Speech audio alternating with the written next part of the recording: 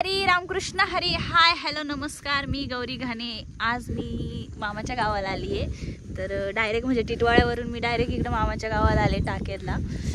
टाकेत Igatpuri Nashik highway, आपलं टाकेत बुद्रुक. तर माझ्या मामासोबत मी दोन्ही पण मामा आहेत, एक तिसरा मामा आहे घरी आहे. तर मी त्यांच्यासोबत बैल चारायला आली आहे. चला तुम्हाला दाखवते मी बैल चारायला आले. तर हे बघा, 2 बैल आहे ती, आणि हे 2 माझे मामा. हा विलास मामा आणि हा सुदाम मामा.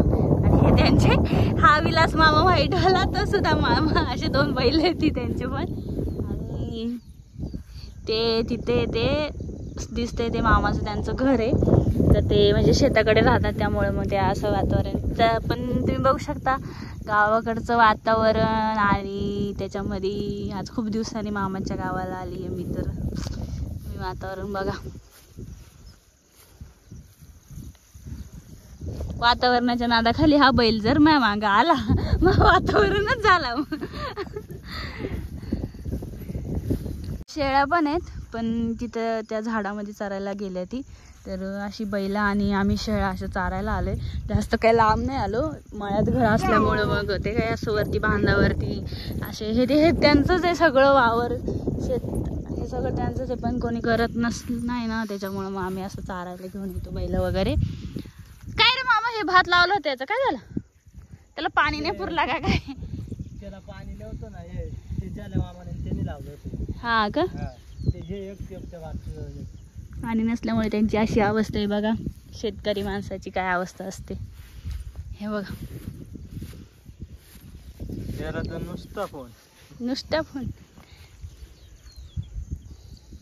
हा मामा, तुझ्या सांगू शकतो का?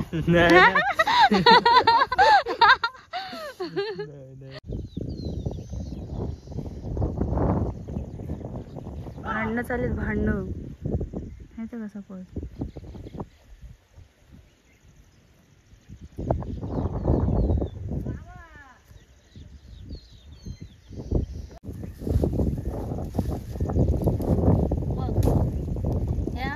टणटणी म्हणतात ना आपल्याकडे. हा, गुरतुला पण बोलताय ना. गुरतुला पण बोलतात. याचा दुसरा प्रकार आहे बघ.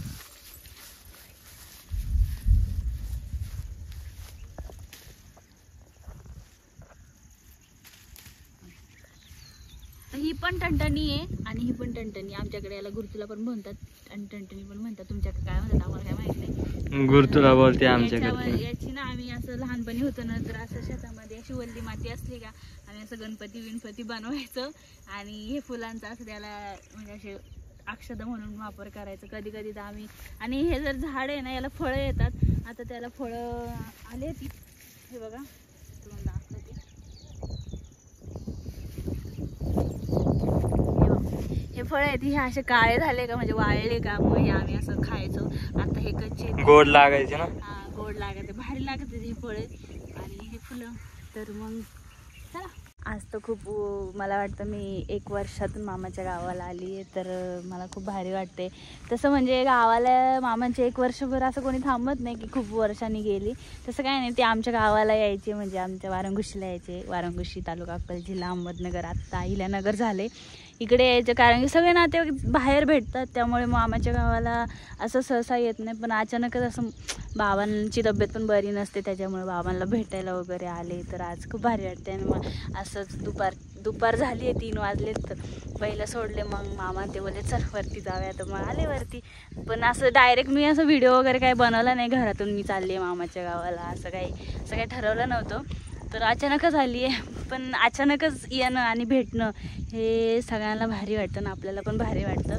तर असा प्लॅन आहे आमचा की आम्ही आता म्हणजे महाराष्ट्रातील उंच शिखर कळसूबाई, म्हणजे कळसूबाई आपली आमची कुळदैवत, आम्ही संध्याकाळी जाणार आहे ट्रेकला. आता नवरात्रीचा सीझन तर म्हणजे चालू आहे, म्हणजे उत्सव चालू आहे आपला 9 दिवसाचा. तर बघूया, संध्याकाळी जायचं आहे. तर मग सकाळी जाते की संध्याकाळी जाते आता ते बघू पुढचं पुढे. पण आता आलेत हे बघा, मामा मागून शेळ्या घेऊन येते. आणि म्हणजे असं भारी वाटतं गावाला आलं का मग असं मजा. आणि त्याच्यामध्ये प्लस मामाच्या गावाला आलं म्हणजे सगळंच भारी भारी भारी भारी वाटतं. तर चला तुम्हाला अजून काय काय दाखवते मी. तुम्ही बघा. हा मामाच्या 4-5 शेळ्या आहेत, तर लगेच शेळ्या उत्पादक. शेळ्या चारायला यावंच लागतं. ह्या मामाच्या शेळ्या आणि ह्या मामाची बैल. तर काय आहे त्याची सांग तुझी काय बोलला ना शेळ्यांची कहाणी सांगते. सांग मग आता, सांग काय सांगतोय मला. तो बैल मला मारेल तो बैल मला. चल भेटतात हे फुलं मला माहित नाही. बांधारी आम्ही आले की तर मी गजरा बनवणार आहे. गजरा आणि डोक्यामध्ये मारणार.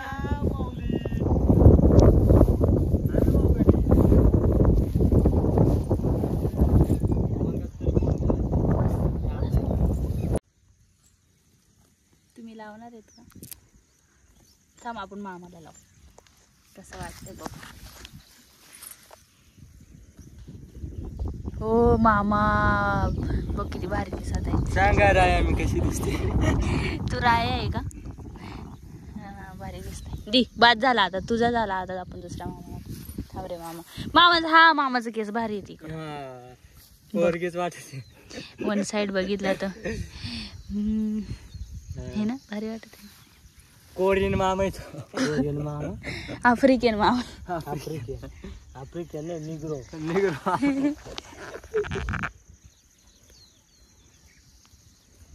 दाखवायला लागत आहे. सगळं दाखवायला लागत आहे.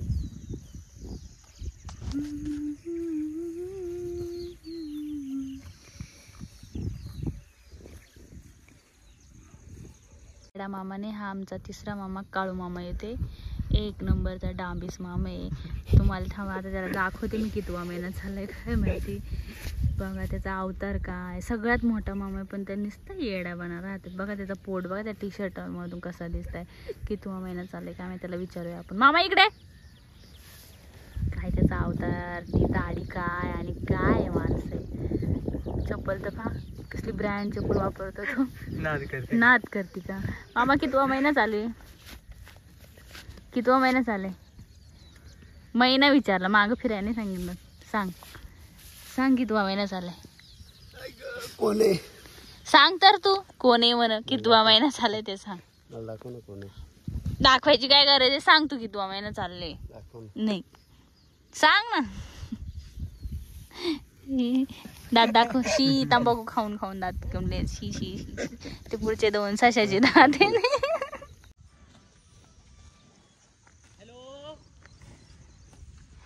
मस्त बसलाय बघ ना एखाद्या बाईसारखा. मामाची पॅन्ट डिस्को 1.5 लाख की. 150 रुपये की पैंट है. 150 रुपये देगा. 150 रुपये देगा. कोणाला जास्त ताकद आहे बरं पावा. आईला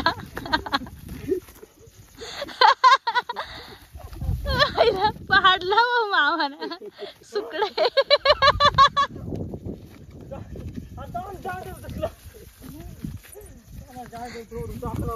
मामाला बघ केवढी ताकद आहे.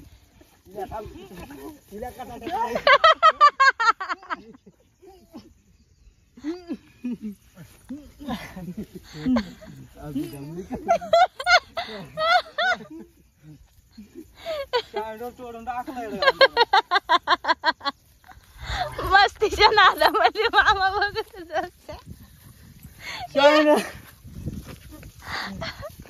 चप्पल टाकले.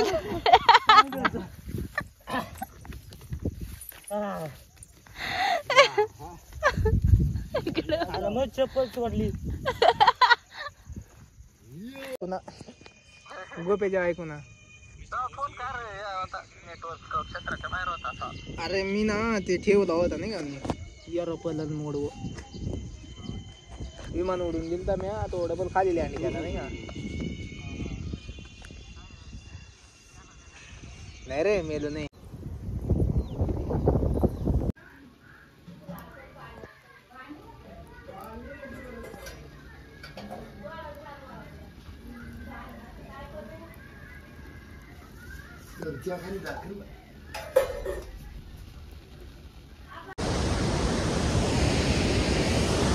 टॉस व्हायला तर नाही जायला जमलं. खूप पाऊस चालू आहे इकडं, तर वरती रात्री नाही जमलं आम्हाला जायला. तर आता मामा आणि मी गंधा धबधबा बघायला आलोय. आमची घोरपड आहे देवी. चला मग दाखवते तुम्हाला इकडचा व्ह्यू. हे बघा मामा आणि त्याचे मित्र चाललाय पुढे आणि ही देवी आहे. गंधा धबधबा